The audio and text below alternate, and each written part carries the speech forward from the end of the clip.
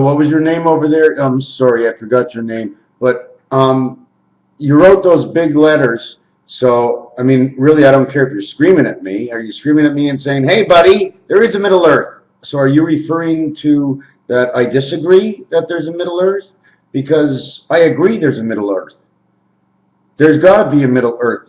I was just walked over to the other side of my screen, and I was looking at a design I made, and it was two different pyramids, okay? And they were sitting on each other. No, this is not good.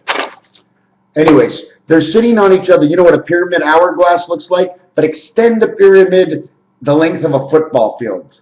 Flip another one upside down where the 2 points of the pyramid touch.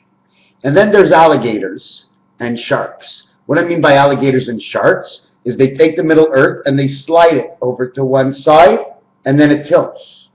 And then they pull it back to the other side, and then it tilts this way. And they pull it along a track, back and forth, back and forth. Somehow, like I showed you in my other video, somehow they're spinning us around. I don't have a very good way of explaining myself. But yes, but instead of saying it's a Middle Earth, you can also say whether or not it's caverns. You know, like caverns, the way our something to do with our body, but it's exactly like something in our body. If you go online and look your body up, the scientific way to look at it, it's something to do mitosis or whatever it is. There's caverns. They have taverns in the world. To lose, they must lose. All words that are used, hey, there's a new word. Oh yeah, that's cool. Let's use that word. Yes, these new words are to hide all their secrets. So they bring up all these new words. They create comic books. So all of a sudden, it just looks natural to everybody. Is there a Middle Earth? Well, what do you think? The energy, you see, one thing about our Earth that I don't think everybody understands is we are on a bigger cylinder. Our Earth turns, but so does this. By the time this thing turns one way or one time around, a whole month has gone by, because at the same time it's turning the moon. You ever look to see what the angles are of our planet between Canada all the way down to the bottom of the US and over to the West Asia and then over to the Middle East? It's all between 40 and 60. That's all they talk about is 40 and 60. In tennis, 40-40, add one, game over, 60 points. What game do you want to play? I'll show you all the markers. Wherever it is, 40s, 60s. Yes, I believe there's a Middle Earth. I believe that during the times of the German war, I don't think they were putting them inside these ovens. I designed and I've slept and I've dreamt over 200 dreams that I wake up and I write everything down, but nothing makes sense until months later. And what I noticed after 2 years of one of my dreams is the trains went down and under. And they toot toot.